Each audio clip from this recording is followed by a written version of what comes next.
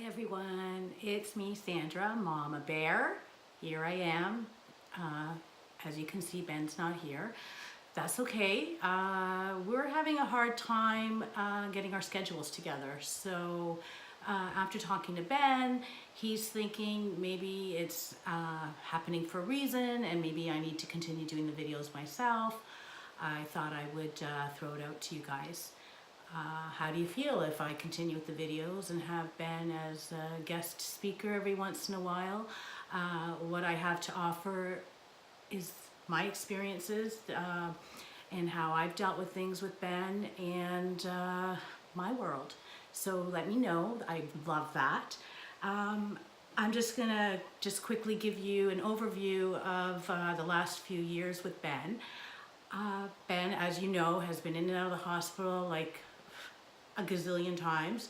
Happily to say, he's still out of the hospital. He hasn't been admitted in over 6 months. He's still clean of all opioids, over 2.5 months, yay. So things are still really good.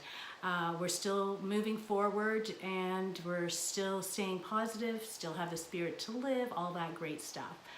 Over the years, with everything that's gone on, I have documented everything.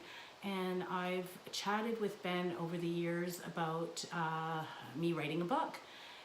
There's a book in me dying to come out, and I have been documenting everything to the point where I have, you know, those big boxes, office boxes, filled with papers and my writings. And I also even set Ben up with an email that he doesn't have access to. He knows it's there. It's emails that I've sent to him with what I've gone through and where he's at. Lots of information. And I have emails that I've written to his support workers with updates of everything. I believe that information is power. And when you are educated and you have the information, you make better choices. And you know, with Ben's support workers, I've always updated them weekly with what's been going on with Ben so that they could help Ben. I always would say to Ben, I'm only as happy as my saddest child. And that being said, I look at that now and I think it worked at the time because he wanted his mom to be happy, so he would try so hard. But you know, I look at that now and between you and me, it's still true. I am only as happy as my saddest child. And I'm pretty happy right now because, you know, it's good, it's manageable, we're moving forward, and life is good. But I'm thinking now maybe I put pressure on him, and you know, because there are times when Ben says he feels like a failure, and I don't like him feeling like a failure. So I'm going to continue to work on myself. I am going to continue to support Ben. We are going to continue to move forward, and if you are open to it, I will continue to give you updates and continue to share how I deal with things and my journey. So, you know, we talk about Ben's journey with his addiction and mental health issues, but I also see it as my journey in what I do with it.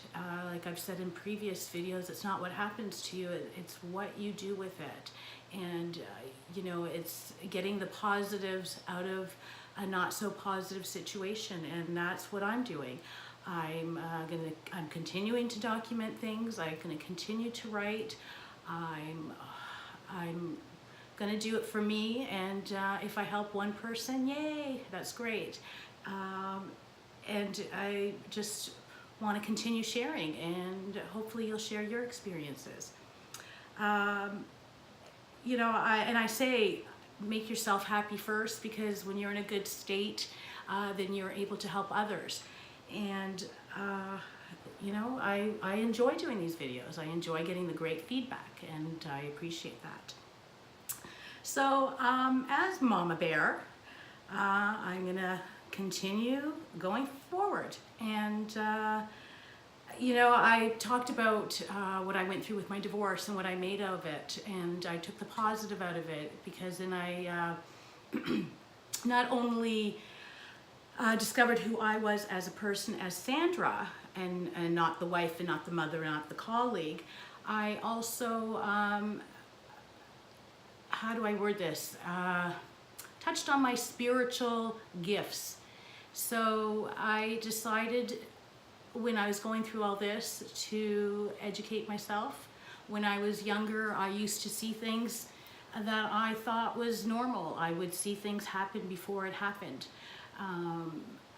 Yeah, some people call it psychic, intuition, whatever you want to call it. And so I started to take classes on energy classes. I'm a Reiki master, so I do healings, and I'm sharing this with you because Ben's in a good place. I'm starting to get back into my spiritual healing world. Just yesterday I did a couple of healings on a couple of people, and it was amazing because I feel that when I do good, good comes back to me.